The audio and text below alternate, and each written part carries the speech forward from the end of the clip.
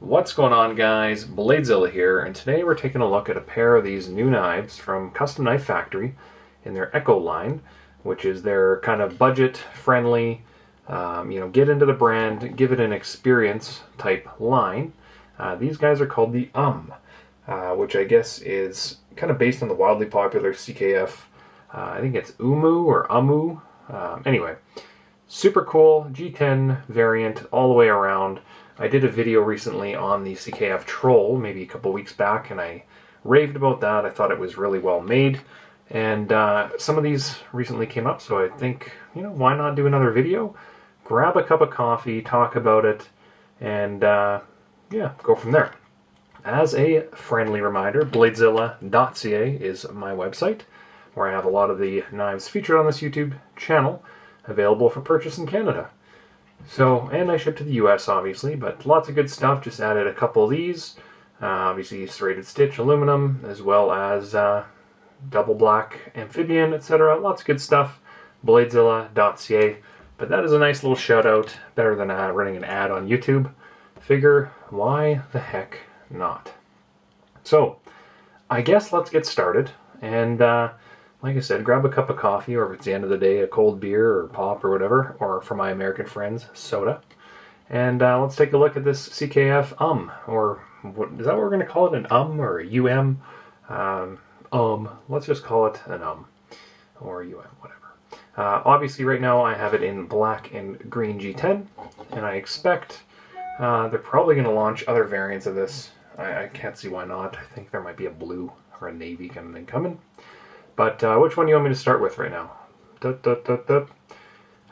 go black, and we can always come back. So let's take a look here. A real nice shoot right out of the gate on that flipper, I must say. We're going to obviously grab some tape measure and get some measurements on this sucker. So let's get started. Here we go. So coming in at 7, and I'm getting 3/4, maybe 7 5/8, somewhere in that conversation. Probably 7 5/8 is probably what we're working with. Blade length of 3 1/4, maybe 3 3/8 in the center of the choil. Not crazy big, but at the same time, I'd say 3 1/4 is pretty reasonable. And then on the handle side of things, 4 1/4 to 4 3/8, roughly, depending on how you measure it. So pretty reasonable size in comparison to some other shear Goroffs. We got the Quantium, which should make this look a little bit smaller, but once again the angle of the dangle here on the camera, I'm trying to line up pivot to pivot. We'll try to make it look a little different. Where's my Neon? There's a Neon 0, which is a really good size comparison. Actually, the Neon's a little longer. Which is kind of crazy, but a lot... is it longer? Yeah, a little bit. Just a hair longer, but obviously a lot thinner, sleeker, etc. So it gives you an idea on the size. It's kind of around that, but just with a much thicker handle, which is cool. We'll grab the F3 black as well, just to throw another G10 variant into the mix. If we're looking at some sheer Goroffs, CKF, Russian-based kind of knife companies, figured why the heck not. So we will throw that away, grab that F3 and put that puppy away to its little case. And obviously this is the same knife, but why not show both kind of side by side. I know everyone always likes to see kind of what they look like, and it's honestly really tough to kind of show that sometimes because the coloring of my camera with my light at the back, with kind of the light coming in from outside, it's constantly changing, and I'm obviously not shooting these in some kind of formal photo booth, so you kind of get what you get sometimes, but think of it as navy green and black. Where to go from here? Well, let's take a look at this. So we've got, first of all, they're numbered, which is kind of cool. S35 VN, and they're just numbered up here, so I'm going to see what we got on the green as well. Case we have here 114 S35 VN, super great, super steel. Nice action, crisp detent, well made. Like right out of the gate, I will say they are very well made. and I'm very appreciative of that. You know, it's not often you get a flipper kind of at this price point either on bearings. So it is a liner lock, but that is kind of put right inside this beautiful G10, and the black on black works really good, but I think the kind of navy, really, or not navy, sorry, the dark green G10 looks really good because you kind of get that separation between the layers of the liner as well as the G10. So maybe we'll go with this one just because it kind of shows the color a little bit better, and it doesn't hide all in the shadows here. So you can kind of see what I'm talking about here with the layering of the liner, which I don't know what that's actually made of, but I'm assuming it's some kind of steel or aluminum inside as that liner. We've kind of got a wire clip as well, which is pretty fair at this price point, given that they're around $200 US. I think I've got them up at, well, we'll have them up at 3 1/4. They're not up yet on the site, but they will be. I just finished taking a bunch of photos of them. So that's my structure typically, is I take photos and I video them while they're out and talk about them, obviously. So probably have this up in the next, well, should be up by the time you watch it. Now, one of the cool things that I really like about this as well is that off-center hardware. I think that's such a unique look. I think that looks so good. Obviously, you know, you could probably just get away with a screwdriver on these guys. I wouldn't really recommend that. You're probably going to damage the hardware. You're going to mar it up. And I think unscrewing that would be a very interesting kind of feel to that, eh? Like you'd be twisting the screw and you're not center of it, so it might just feel a little unusual, but I'd probably use something a little softer if you can find that. We've got a G10 back spacer as well, kind of built into this bad boy all the way around, which is just, once again, why I really like the green, because you get that hit of 3 different colors in a row there. Green, black, green, black, green, or 5 in a row. The clip, as I mentioned, is that wire, which is very useful, and you're still going to have only about that much sticking out of your pocket. So pretty usable. All of them really dead center, which is as you'd expect from CKF.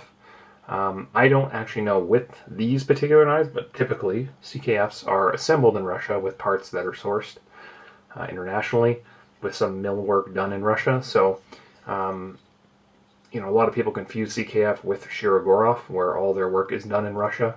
And I think the only Shirogorov part that's outsourced is actually their ball bearings. So, just because it's probably cheaper to buy ball bearings, these guys are not necessarily all made in Russia, but they're certainly assembled there. So I would assume, based on that they're calling it a CKF Echo series, which is their entry level, I'm assuming it follows the same process, but you never know. For me, the tolerances look just as good as any CKF. I love that little Echo logo in the corner off of the blade. That's always been a real nice touch, in my opinion. In hand, let's take a look. Fits like a glove. And there's a nice little cut here as well, probably for, yeah, so you can hold it reverse and your finger fits right into that little groove. Real nice. But at the same time, when it's in your palm, it just hides right away. That's a very nice little touch. Very limited jimping, obviously, on the blade. Only a couple little notches. Very soft, but still, it's got some grip to it. As I follow down the blade here, we can kind of see it tapers towards the outside. Provide a little extra strength on the stone wash. Looks good. You know, you're not going to be scared about kind of holding this and getting up on top of it. It's quite nice. But you have a nice swage on the top here as well. Stone wash, very consistent, no blemishes. It just looks real good all the way around. Just a really nicely finished product. Let's see if we can see anything as we rotate this guy. No, really well done. And it's smooth, real smooth. Real smooth. Which is what you'd expect for a CKF knife. Just using materials that are a little less expensive than full titanium, obviously. Now let's take a look at the locking mechanism. So it is a liner lock which is good. We've got no fancy millwork or anything on the inside. This is a pretty plain Jane frame. I will shine some light inside here just so we can take a look inside. There is a little bit of skeletonization, which I'm assuming would kind of affect the balance, but pretty minimal, given that it's still, I think, a 4.5, 4.8, something like that ounce knife. That's what the spec sheet, I think, said. So pretty good. We'll check the balance on it here. Feels bad. It feels handle heavy, which, yeah, it's definitely falling back. But, you know, yeah, there's your balance behind the pivot, but it feels a little further back in the hand. Size-wise, I'm an extra large glove, and I've still got room on the handle, despite it being that neon size. It's certainly a bigger fit in hand. Like, it's a bigger knife than a neon in hand, big time. It feels like it feels like an F95, to be honest, handle-wise. Just with a smaller drop point, 3¼ blade. Real nice. Now, we do have as well, I like this. So on the liner, we can see it is raised, and they've cut out a little hole here, so you can access that lock bar a little bit easier. That's a nice little touch. A lot of the time, they don't always stick that up. So it's a nice little feature to see that. And I think, if I recall, they did the same thing on the Troll. Very resemblant of the Troll. Like, it's a very consistent quality level between the two. And I dig them. I really dig them. You know, I brought in a bunch of these. I brought in a bunch of the Trolls, and they've been doing amazing. And feedback's been really good on them. And you're just, you know, CKF at a price point that's 1/3 of what they typically go for. It's pretty cool. As a user, especially, right? G10's not going to scratch, but you still get all the millwork on it. It's just nice. Obviously non-replaceable interaction point between the lock bar and the flipper, but that's fine. Silky smooth with a nice crisp lock up. Let me grab that black one again here. Let's give it a little more time. You know, the black G10 always photographs a lot better than green, but I find in video it doesn't do quite as well because the camera sensor it tries to hide the shadows or something, and it's filled with them. So you're kind of seeing, but you know, there's going to be people, you know, they want to see both colors, which is cool. Nice and center, beautiful knife. Smooth. Same kind of feel, fit, finish as the green, just in black.